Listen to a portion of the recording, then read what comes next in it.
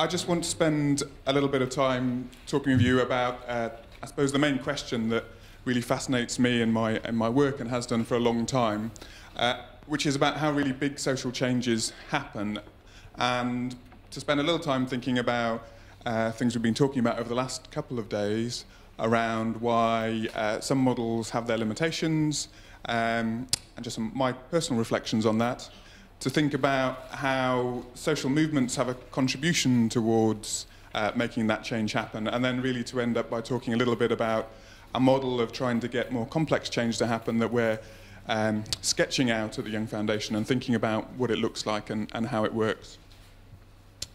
So just to start with, my real interest has been in how, as I say, how big social change happens, and this is New York over time. I've spent my life living in cities, and I am interested in this sort of physical change, but more fundamentally I'm interested in the social change that goes on. How do those big social changes happen where society decides collectively that the respect that we should offer people, this is the suffragette movement in London for women's votes, but that the respect people get should change, the resources people should have should change, the way we allocate and provide systems across our society changes over time. And I thought I'd start by doing that by talking about this man. This is Michael Young, that our organisation was founded by originally as the Community Studies Institute, and talk about his journey through some big social changes that he took starting back in the 1940s. So Michael started his professional life in a time of enormous social change. This is Clement Attlee, who was elected in 1945 with a manifesto that set up the British welfare state, and the healthcare system changed Britain in the wake of the war.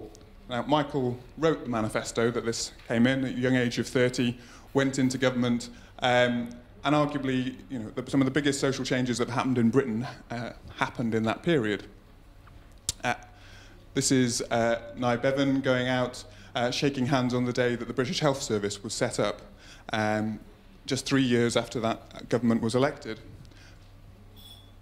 And I'll come back to that health service in a moment.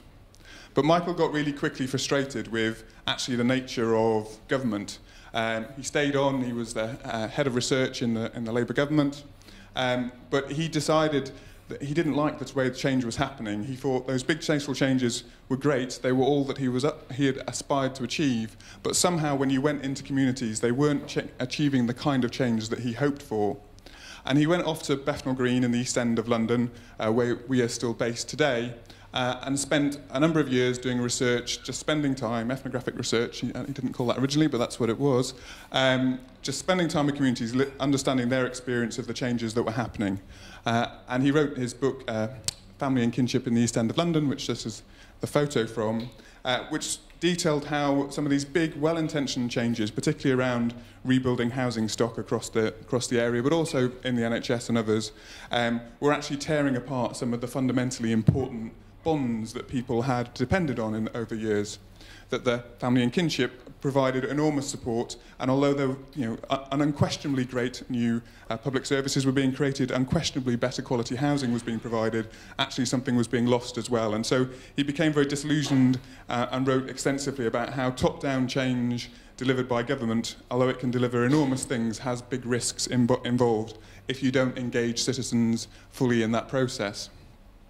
So he set up what was the Institute of Community Studies and spent a long time working through how you do social innovation with communities to create change. And lots of institutions he worked with developing. This is Open University, one of many. But as an organisation, our history has always been about how do you work with communities to do social innovation. We spend a lot of time mapping out what social innovation looks like and how you come up with different ideas. But now I'm going to come on to another sort of limitation I think that took us onto. So this is a model of social innovation that you've seen over the past couple of days.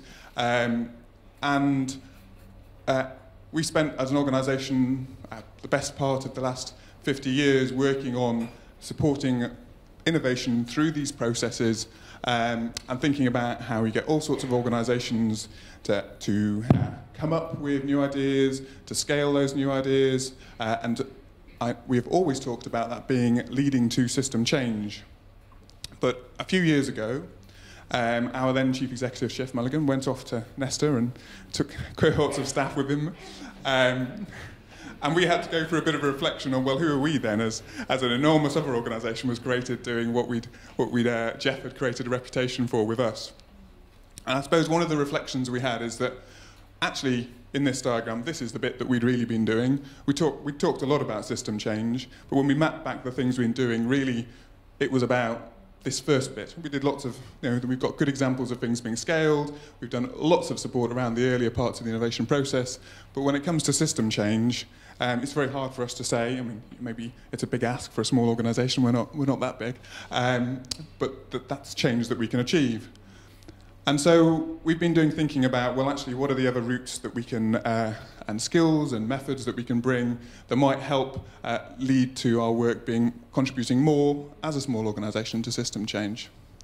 So let me go back to this, to the NHS. So here we have Nye Bevan again at the beginning of the NHS. And I guess there's one story of the creation of the National Health Service in Britain, which is that over a very short period, post the Second World War, a few big politicians, Bevan and also Beveridge before him in the Liberal Party, set out this enormous vision for what healthcare looks like, how it can be created, achieved public support, and it was implemented in just a few years, almost overnight.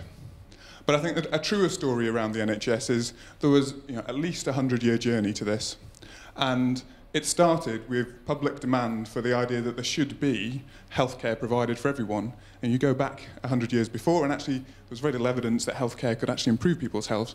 An awful lot of healthcare made people die younger, and people went into hospitals to die, had operations that were expensive for their families, but didn't have any evidence that they could work. But an awful lot of change happened over that time. So I just want to talk about one particular theory of social change, of social movements rather, and then come back to how we're trying to bring that in together with our approach to social innovation. And to do that, I'm going to talk about another man who worked with the civil rights movement in America. He also worked with the anti-war Vietnam movement, and many others. Was a sort of left-wing activist. So this is Bill Moyers. Now, Bill did an awful lot of work thinking about how social movements work, and his thinking really came from seeing people in social movements get disillusioned with the process, and he tried to map up a longer-term vision of how do social movements work. That was, for him, it was about helping them understand that the process of social movements is very long, and although people might think that they've got so far and they're not achieving the success they want to, actually they needed to have a longer-term vision. Now there's lots, he's written several books on this. I shall just hint on a few words of it. And there are obviously lots of other theories around social movements you might want to look at. But just to take this one, and I think it's important, and I think it's important because it really complements the thinking on how social innovation happens. So the first thing to say is there are what he describes as 3 waves of change in society that go on when a social movement comes into existence. And by a social movement, I mean not, as is sometimes talked about in this context, a movement that's deliberately set up by a small group of people that's about perhaps marketing or something else. This is about how big change happens in society, where the whole of society has a change in its expectations and a movement develops around it. So you might think of the civil rights movement, the gay rights movement, the sanitation movement at the beginning as cities were industrialised. So the first wave of that change is about the awareness of the problem. And this is the public's awareness of the problem. So it's thinking about how many people, what proportion of people, so public support at one side, in society, think that there is a problem. So let's go back to the healthcare. If you go back to the 1700s, there were very few people in society that thought that there should be provision of healthcare. It was healthcare was not considered to be something that was necessarily helpful for people. It necessarily worked. But as you went into the 1800s, and particularly towards the end of the 1800s and 1900s, there was a fairly universal view in society that the fact that many people across society didn't have access to healthcare was a problem. That they thought that was something that was unsatisfactory for them, that they felt personally worried about what would happen to them if they became ill, that there was this thing out there, this idea of a provision of healthcare that was something that they should have access to. So societal recognition that there is a problem, but that's not necessarily, that's only part of the equation. The next is demand for change, and though whilst people might think something's a problem, that doesn't necessarily mean that they're pushing for a change to happen. So the next wave is this period in which people actually go, I think not only is there a problem, but I actively want to put pressure on society to create change. Now, if you think about healthcare movement, there were phases that happened, and particularly because of the timings of the world wars, there were moments at which there was real pressure and demand for healthcare because people had seen the benefits of healthcare for the military, they had seen that it happened, they had seen it had been provided, and they felt that it should be a right of theirs to have healthcare, and much more pressure on it. And then the final wave in this is to think about support for the alternatives. So the alternatives in the British healthcare system case was this idea of a universal, state-funded, free at the point of entry healthcare system as one particular model. Now, support for that model didn't happen until the late 1940s, much later on than the demand to have a healthcare system. And I suppose what I would come back to then is thinking about what we in the Young Foundation have been doing over the years. We've tended to focus on this line at the bottom, the alternatives. These are the innovations. And we've tended to focus on how do you get support for these innovations as they come through the system. We've also done quite a lot of thinking about awareness of the problem, and we've done work similar to Michael's work back at that family and kinship in the East End of London, working with communities to understand what the social problems are. But we've done very little work on this demand for change. So I guess we're interested in developing other models that integrate these phases of social change with the innovations themselves, bringing them all together. So I'll come on to what we've been particularly working on over the past 2-3 years. And we're now working in these 4 or 5 places around the world to try and establish this model. And Northern Ireland is the one we started in first. The others are still right at the beginning. And I won't claim that any of what I'm about to say is well-trodden ground, that we know all the answers on. I'm just going to talk you through where we're trying to get to and the model that we're trying to use, why we think it might be the right thing to do, and some of the sort of thinking that's coming out of it for us. And some of this, it's deliberately very simple because we're at the beginning of the process. So we've come up with this 4-part model of the change that we're trying to achieve, and we're doing this in a very place-based model. So this is working in particular medium to small cities, working with a full range of partners in a city to think about change. And I say the full range of partners in that idea that it is about developing movements for change as well as the individual innovations that might deliver the changes that those movements want. So it's working with political leadership, with civil society, with businesses, with individuals in communities. And the first bit, nothing radical about this, is developing understanding of people's shared experiences. And we're doing that through tools that we've talked about over the past few days, ethnography, participatory research. It's not about just developing my understanding or the Young Foundation's understanding of people's experiences, and it's not about developing just the local public agency's understanding, it's about developing a shared understanding of people's experiences. The second part is about taking action, and for us that's about particularly supporting social innovation. Another organisation, it might be something else, but we support social innovation, so we're interested in supporting people across communities to develop social innovations that respond to those shared experiences. The third bit, again, talked a lot about over the last few days, but perhaps the bit that's newest territory for us as an organisation is about building shared narratives, and it's taking these shared experiences and developing them into narratives that really are about a vision of the future for that place around the issues people want to see. And I think these narratives are the bit that we're most interested in, and in a sense could be the most powerful part of it. And finally in there, it's the work of developing a network of committed people to work across those, and recognising that if the social movement is the change, then it isn't about individuals making change, it's about creating a collective of people that are doing all these things. Our role as the Young Foundation working in this work is to put a framework that supports each of these 4 stages.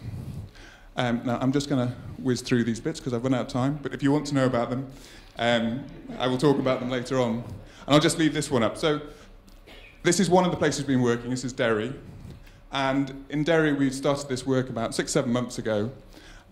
and started to draw out these stories that are particularly looking at, having done some ethnographic and patisserie research with people, about what are the changes that they want to see in Derry. And one of the really strong stories that comes out, which won't be a huge surprise in an area of post-conflict, is a desire for people to link their communities up so that they're no longer separate. But that desire is not just about a sort of, it's not just something that could be in any post-conflict area. There are particular things that have happened in Derry. It was a city of culture. A bridge was built over the river between what was the Protestant and Catholic side. There are real changes that people see are happening that they want to build on. And we think there's an unfolding narrative here that says if more people could do more things in Derry that build on those changes that already happened, and build more and stronger links in the city, not only would that motivate people to make change and would build real positive engagement around that where people want to innovate, but it would deliver the kind of city that people want Derry to be. And so our work has been around helping people develop these narratives and then supporting those who've got the real practical, tangible ideas that can make that change happen, to use all the traditional tools of social innovation to put those actions into practice. So I shall leave it there, and please come and join me later if you would like to talk more about those ideas.